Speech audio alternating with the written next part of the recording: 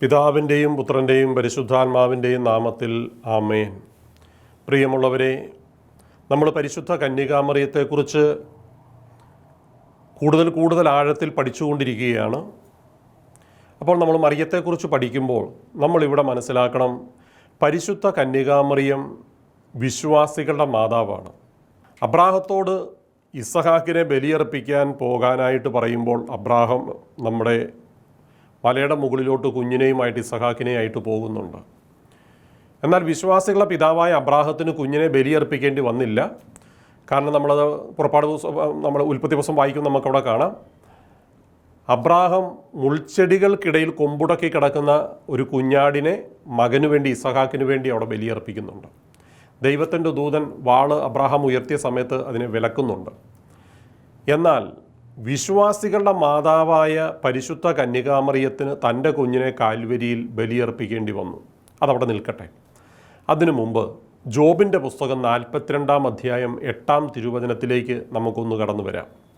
ജോബിൻ്റെ കൂട്ടുകാർ ജോബിനെ പരിഹസിക്കുകയും പുച്ഛിക്കുകയും ഒക്കെ ചെയ്തപ്പോൾ, ഈ ജോബിൻ്റെ സഹനത്തിൻ്റെ കാലഘട്ടങ്ങളിൽ ജോബിനെ ഒത്തിരി പരിഹസിക്കുകയൊക്കെ ചെയ്തു. അപ്പോൾ ഈ കൂട്ടുകാരുടെ മേലുള്ള ദൈവകോപം മാറാൻ ദൈവം ജോബിൻ്റെ കൂട്ടുകാരോട് പറയുകയാണ്. ജോബിൻ്റെ പുസ്തകം 42-ാം അധ്യായം ഏറ്റവും ലാസ്റ്റത്തെ അധ്യായമാണ്, അതിൻ്റെ 8-ാം തിരുവചനം. നിങ്ങൾ ശ്രദ്ധിച്ച് വായിക്കണം. അവിടെ എഴുതി വെച്ചിരിക്കുന്നത് ഇങ്ങനെയാണ്: ജോബിൻ്റെ കൂട്ടുകാരോട് ദൈവം പറഞ്ഞു കൊടുക്കുകയാണ്, നിങ്ങൾ 7 ആടുകളെയും 7 മുട്ടാടുകളെയും കൊണ്ടുപോയി ജോബിൻ്റെ അടുക്കെ കൊടുക്കുക. എന്തിനു വേണ്ടി? ബലിയർപ്പിക്കാനായിട്ടാണ്. കാരണം ഇവരുടെ മേലുള്ള ദൈവകോപം മാറാനാണ്. ഇവരോട് ബലിയർപ്പിക്കാനല്ല പറയുന്നത്. ജോബിൻ്റെ അടുക്കെ കൊടുക്കുക. എന്നിട്ട് ജോബ് ഈ 7 ആടുകളെയും 7 മുട്ടാടുകളെയും ബലിയർപ്പിക്കും. എന്നിട്ട് ജോബ് എന്നോട് പ്രാർത്ഥിക്കും. അപ്പം എൻ്റെ ദാസനായ ജോബിൻ്റെ പ്രാർത്ഥന ഞാൻ കേട്ട്, ദൈവം കേട്ട് നിങ്ങളുടെ മേലുള്ള ദൈവകോപം ഞാൻ മാറ്റിത്തരും. പ്രിയമുള്ളവരെ, നീതിമാനായ ജോബിൻ്റെ പ്രാർത്ഥനയാണ് ദൈവം കേൾക്കാമെന്ന് ദൈവം ഉറപ്പ് തരുന്നത്. യോഹന്നാൻ്റെ സുവിശേഷം 9-ാം അധ്യായം 31-ാം തിരുവചനത്തിൽ പറയുന്നു, പാപിയുടെ പ്രാർത്ഥന ദൈവം കേൾക്കുന്നില്ല. ഇന്നാളൊരു ദിവസം ഒരു പെന്തക്കോസ്ത സഭയിൽപ്പെട്ട ഒരു വ്യക്തി ഭയങ്കര പ്രഘോഷണത്തിൽ ഇങ്ങനെ പറഞ്ഞു, ഞാൻ നാളുകളായി കത്തോലിക്ക സഭയിലായിരുന്നു കൊണ്ട് കൂതാശകളൊക്കെ സ്വീകരിക്കുകയും ഡെയിലി പള്ളിയിൽ പോവുകയും ഒത്തിരി ജപമാലയൊക്കെ ഞാൻ ചൊല്ലി പ്രാർത്ഥിച്ചിട്ടുണ്ട്. പ്രിയമുള്ളവരെ, പാപിയുടെ പ്രാർത്ഥന ദൈവം കേൾക്കത്തില്ല എന്നുള്ള ഗൗരവം ആ വ്യക്തി മനസ്സിലാക്കിയിട്ടില്ല. നമ്മൾ പള്ളിയിൽ പോകുന്നോ പ്രാർത്ഥിക്കുന്നോ ഒക്കെ ദൈവം കേൾക്കുന്നുണ്ടെന്ന് എന്താ ഉറപ്പ്? ഇതുകൊണ്ടാണ് നീ പാപാവസ്ഥ വെടിയാൻ, കൽപ്പനകൾ പാലിക്കാൻ, മൂലപാപത്തിൽ നിന്ന് മാറി നിൽക്കാൻ നീ കുമ്പസാരിക്കണം എന്നൊക്കെ പറയുന്നതിൻ്റെ കാരണം നീ പാപാവസ്ഥയിലുള്ള ബലിയർപ്പണം കൊണ്ടൊന്നും ഒരു കാര്യവുമില്ല. അതാണ് ജോബ് നീതിമാനാണ്, ജോബിൻ്റെ ബലി ഞാൻ സ്വീകരിക്കാമെന്ന്. നിങ്ങൾ ആടിനെ കൊണ്ടുപോയി ബലിയർപ്പിച്ച് ചുമ്മാതെ അതിൻ്റെ ആടിനെയും കാളേനെയും വേസ്റ്റ് ആക്കരുത്. അതിനൊരു വിലയുണ്ട്, അതും നിങ്ങൾക്ക് നഷ്ടമാവും. എന്നാൽ ജോബിൻ്റെ അടുക്കെ കൊടുക്ക്. അപ്പോൾ 7 ആടും മതി, 7 മുട്ടാടും മതി. അല്ലെങ്കിൽ 7 അല്ല 7,000 80,000 അടക്കിയാൽ ബലിയർപ്പിച്ചാലും കാര്യമില്ലെന്ന്. പ്രിയമുള്ളവരെ, നമ്മൾ ചിന്തിച്ച് നോക്കിയേ, പരിശുദ്ധ കന്യകാമറിയം അമലോത്ഭവമായി തീർന്ന ഈ മറിയത്തിൻ്റെ ബലി പിതാവ് സ്വീകരിക്കുന്ന, യേശുവിനെ ബലി അർപ്പിക്കുന്ന നമ്മളത് മനസ്സിലാക്കണം. അത് സ്വീകരിക്കുന്നതിൻ്റെ കാരണം സുഭാഷിതം 15:8 പറയുന്നു, ദുഷ്ടൻ്റെ ബലി ദൈവത്തിന് വെറുപ്പാണ്. യേശയ്യായുടെ പുസ്തകം 59-ാം അധ്യായം 1-ാം തിരുവചനത്തിൽ ഇങ്ങനെ എഴുതി വെച്ചിട്ടുണ്ട്, രക്ഷിക്കാൻ കഴിയാത്ത വിധം അവിടുത്തെ കരം കുറുകിപ്പോയിട്ടില്ല, കേൾക്കാനാവാത്ത വിധം അവിടുത്തെ കാതുകൾക്ക് മാന്യം സംഭവിച്ചിട്ടില്ല. പിന്നെ എന്താ പ്രശ്നം? ദൈവം പറയുന്നു, നിന്റെ അകൃത്യങ്ങൾ നിന്നെയും ദൈവത്തെയും തമ്മിൽ അകറ്റിയിരിക്കുന്നു, നിന്റെ പാപങ്ങൾ അവിടുത്തെ മുഖം നിന്നിൽ നിന്ന് മറച്ചിരിക്കുന്നു, അതുകൊണ്ട് അവിടുന്ന് നിന്റെ പ്രാർത്ഥന കേൾക്കുന്നില്ല. പ്രിയമുള്ളവരെ, പാപിയുടെ നേരെ ദൈവം കണ്ണടക്കുകയാണ്. മനുഷ്യനോട് വെറുപ്പുണ്ടായിട്ടല്ല, നീ ആദത്തെ ഔവയെപ്പോലെ അവരോട് ചേർന്ന് നീ പാപം ചെയ്യുമ്പോൾ, സാത്താനെ മഹത്വപ്പെടുത്തുമ്പോൾ, സാത്താൻ ആരാധന കൊടുക്കുമ്പോൾ നീ ചെയ്യുന്നത് ദൈവാരാധനയല്ല. കാരണം 1 കൊരിന്ത്യർ 3:16-17 നിങ്ങൾ ദൈവത്തിൻ്റെ ആലയമാണ്, ദൈവാത്മാവ് നിങ്ങൾ വസിക്കുന്നത് നിങ്ങൾ അറിയുന്നില്ലേ? അപ്പം നമ്മുടെ ശരീരം കൊണ്ട് നമ്മൾ പാപം ചെയ്യുമ്പോൾ നമ്മുടെ ശരീരം സാത്താനായി സമർപ്പിക്കുകയാണ്. കണ്ടോ? അപ്പം അങ്ങനെയുള്ളൊരു വ്യക്തിയുടെ പ്രാർത്ഥന ദൈവം കേൾക്കത്തില്ല, പാപിയുടെ പ്രാർത്ഥന ദൈവം കേൾക്കത്തില്ല. ഇതുകൊണ്ടാണ് പരിശുദ്ധ കന്യകാമറിയം നോക്കി, ജോബിൻ്റെ പ്രാർത്ഥന ദൈവം കേൾക്കുമെങ്കിൽ ജോബ് നീതിമാനാണ്, അമലോത്ഭവമല്ല. ജോബ് ഒരു ദൈവപുത്രനും ജന്മം കൊടുത്തിട്ട് ഒരു മാലാഖയ്ക്ക് പോലും ജന്മം കൊടുത്തിട്ടില്ല. എന്നിട്ട് പോലും സ്വർഗത്തിലെ ദൈവം ജോബിൻ്റെ കൂട്ടുകാരോട് പറഞ്ഞു, ജോബിൻ്റെ അടുക്കെ കൊണ്ട് 7 ആടുകളെയും മുട്ടാടുകളെയും കൊടുക്കുക. അപ്പോൾ ജോബ് ബലിയർപ്പിച്ച് ജോബ് എന്നോട് പ്രാർത്ഥിക്കുമ്പോൾ ജോബിൻ്റെ പ്രാർത്ഥന ഞാൻ കേട്ട് നിങ്ങളുടെ മേലെ ദൈവകോപം മാറ്റും. അങ്ങനെയെങ്കിൽ ജോബ് ഇത്രമാത്രം നീതിമാനും ജോബിൻ്റെ പ്രാർത്ഥനയ്ക്ക് ഇത്ര പവറുണ്ടെങ്കിൽ അമലോത്ഭവമായ മറിയത്തിൻ്റെ, ദൈവത്തിന് ജന്മം കൊടുത്ത മറിയത്തിൻ്റെ, നിത്യകന്യക മറിയത്തിൻ്റെ, ദൈവദൂതൻ താണു വണങ്ങിയ മറിയത്തിൻ്റെ പ്രാർത്ഥനയ്ക്ക് എത്രയോ പവറുണ്ട്. ചിന്തിക്ക് പ്രിയമുള്ളവരെ. യാക്കോസ്ലീഹയുടെ ലേഖനം 5-ാം അധ്യായം 13 മുതൽ നമ്മൾ വായിച്ചു പോകുമ്പോൾ, പ്രത്യേകിച്ച് അതിൻ്റെ ഒരു 15 മുതൽ അപ്പുറത്തോട്ട് വായിക്കുമ്പോൾ, ഏലിയ നമ്മെപ്പോലൊരു മനുഷ്യൻ. മഴ പെയ്യാതിരിക്കാൻ ഏലിയ പ്രാർത്ഥിച്ചു. 3 വർഷവും 6 മാസവും മഴ പെയ്തില്ല. ഏലിയ നമ്മെപ്പോലെ, പക്ഷേ ഏലിയ ആരായിരുന്നു? നീതിമാനായിരുന്നു. അങ്ങനെയെങ്കിൽ ഏലിയായും ജോബും ഒന്നും അമലോത്ഭവമല്ല. അവർക്കൊക്കെ കൃപയുണ്ട്. മോശയ്ക്കും ഏലിയായ്ക്കും കൃപയുണ്ട്, ഏലിയായ്ക്കും ഏലീശായ്ക്കും കൃപയുണ്ട്. പക്ഷേ മറിയത്തെപ്പോലെ കൃപ നിറഞ്ഞവരല്ല. ഒരു ദൂതനും ഇവരുടെ മുമ്പിൽ വന്ന് താണു വണങ്ങിയിട്ടില്ല.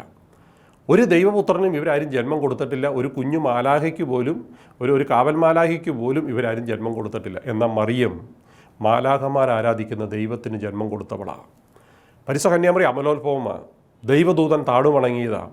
അങ്ങനെയെങ്കിൽ മറിയത്തിൻ്റെ പ്രാർത്ഥനയുടെ പവർ യോഹന്നാൻ 2:4 മാത്രമല്ല, മാതാവ് എവിടെ പ്രാർത്ഥിച്ചാലും, റഷ്യയുടെ മാനസാന്തരത്തിനല്ല.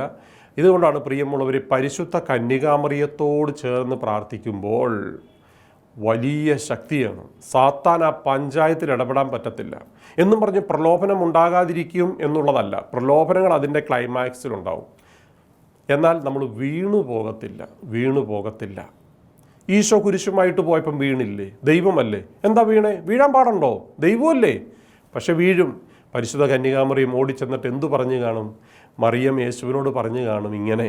ഞാൻ അങ്ങനെയാണ് ചിന്തിക്കുന്നത്. മോനെ കുട്ടാ, മുത്ത എണീക്കടാ, അമ്മ കൂടെയുണ്ട് കേട്ടോ, കാൽവരി അടുക്കാറായി. അവിടെ കുരിശാല ഇങ്ങനെ നിൻ്റെ കൈയെല്ലാം ചേർത്ത് തറയ്ക്കാൻ വേണ്ടി കാരിരുമ്പാണിയും കാലിൽ അടിച്ച് കയറ്റാനുള്ള കാരിരുമ്പാണിയും ചുറ്റികയെല്ലാം റെഡിയാക്കി വെച്ചിട്ടുണ്ട്. മോൻ എണീറ്റേ, അമ്മ കൂടെയുണ്ട് കേട്ടോ മുത്തേ, എണീക്ക്, കുറച്ച് ദൂരം കൂടെ ഉള്ളൂ, അമ്മ കൂടെയുണ്ട്, മോൻ എണീറ്റേ. അമ്മ ഇങ്ങനെ സഹായിക്കുന്ന ഒരു വ്യക്തിയാണ്. കാൽവരിയിലേക്ക്, ആ ബലിയുടെ പൂർണ്ണതയിലേക്ക് എത്തിക്കുന്ന പരിശുദ്ധ കന്യകാമറിയം. ഹവ്വയെപ്പോലെ ആദത്തെയും കൂടെ വഞ്ചിക്കുന്ന ഒരു ദുഷ്ടസ്ത്രീയായിട്ട് പരിശുദ്ധ കന്യകാമറിയം മാറിയില്ല. രണ്ടാമത്തെ ആദമായ യേശുവിനെ, രണ്ടാമത്തെ ഹവ്വയായ മറിയം മനുഷ്യവർഗത്തിൻ്റെ മുഴുവൻ രക്ഷയ്ക്ക് വേണ്ടി ഹൃദയം തകരുന്ന വേദനയോടെ, ഉള്ളിൽ യേശു രക്തം പുറത്തു വിയർത്തെങ്കിൽ ഉള്ളിൽ രക്തം വിയർന്നു. അതുകൊണ്ടാണ് രക്തക്കണ്ണീരിൻ്റെ ജപമാലയൊക്കെ നമ്മൾ ചൊല്ലുന്നത്. പ്രിയമുള്ളവരെ, ശരീരത്തിൻ്റെ വേദനയേക്കാൾ വലുതാണ് ഹൃദയത്തിൻ്റെ വേദന, മനസ്സിൻ്റെ വേദന. ആ വേദനയോടെയാണ് ആ മറിയം കാൽവരിയിലേക്ക് തൻ്റെ പുത്രനെ ബലിയർപ്പിക്കാൻ വിശ്വാസികളുടെ മാതാവാകുന്ന മറിയം പോകുന്നത്. വിശ്വാസികളുടെ പിതാവായ അബ്രാഹത്തിന് തൻ്റെ കുഞ്ഞിനെ ബലിയർപ്പിക്കേണ്ടി വന്നില്ല. എന്നാൽ മറിയത്തിന് അതും ചെയ്യേണ്ടി വന്നു. എങ്ങനെ? വെറുതെ ഒന്ന് കഴുത്ത് വെട്ടി കൊല്ലുകയല്ല. യെശയ്യാ പ്രവാചകൻ 52-ാം അധ്യായത്തിൽ 53-ാം അധ്യായത്തിലൊക്കെ എഴുതി വെച്ചിട്ടുണ്ട്. അവനെ കണ്ടവർ അമ്പരന്നു പോയി. മനുഷ്യരെന്ന് തോന്നാത്ത വിധം അവൻ വിരൂപമാക്കപ്പെട്ടു. ഉണ്ടോ? അവൻ്റെ അസ്ഥികളെല്ലാം എണ്ണാമായിരുന്നു. അസ്ഥികളെല്ലാം എണ്ണാമായിരുന്നു എന്ന് പറഞ്ഞാൽ, പ്രിയമുള്ളവർ, ശരീരത്തിൽ മാംസം ഉണ്ടായിരുന്നില്ല എന്നാണ് അതിൻ്റെ അർത്ഥം. അല്ലെങ്കിൽ അസ്ഥി എങ്ങനെ എണ്ണാൻ പറ്റും? നമ്മൾ വെറുതെ മനോരമ വായിക്കുന്ന പോലെ വായിച്ചു വിടാതെ, വചനം സത്യമാണ്, മിഥ്യയല്ല, തെറ്റില്ലതിൽ. അവൻ്റെ അസ്ഥികളെല്ലാം എണ്ണാമായിരുന്നു. മനുഷ്യനൊന്നും തോന്നത്തില്ല. കാരണം ഒരു അസ്ഥികൂടം മനുഷ്യനൊന്നും തോന്നത്തില്ല. അവൻ വിരൂപമാക്കപ്പെട്ടു. കണ്ടോ? അവനെ കണ്ടവരും അമ്പരന്നുപോയി. എന്താണ് വചനത്തിൻ്റെയൊക്കെ അർത്ഥം? ഇതാണ് കാൽവരിയിൽ വിശ്വാസികളുടെ മാതാവായ ആ പരിശുദ്ധ കന്യകാമറിയം തൻ്റെ പുത്രനെ ബലിയർപ്പിക്കുകയാണ്. ഈ ബലി സ്വീകരിച്ചു പിതാവ്. ജോബിൻ്റെ ബലി, ദുഷ്ടരുടെ മേലുള്ള ആ കൂട്ടുകാരുടെ ദുഷ്ടത്വം മാറാൻ, ദൈവകോപം മാറാൻ ജോബ് ബലിയർപ്പിച്ചപ്പോൾ ജോബിൻ്റെ പ്രാർത്ഥന ദൈവം കേട്ട് അവരുടെ കോപം മാറ്റിയെങ്കിൽ, പരിശുദ്ധ കന്യകാമറിയം പാപമില്ലാത്ത പുത്രനെ, ദൈവപുത്രനെ കാൽവരിയിൽ ബലിയർപ്പിക്കുമ്പോൾ, ഈ അമലോത്ഭവമായ മറിയം ബലിയർപ്പിക്കുമ്പോൾ, ദൈവം അതുകൊണ്ട് മനുഷ്യവർഗത്തിൻ്റെ മേലുള്ള കോപം എടുത്തു മാറ്റും.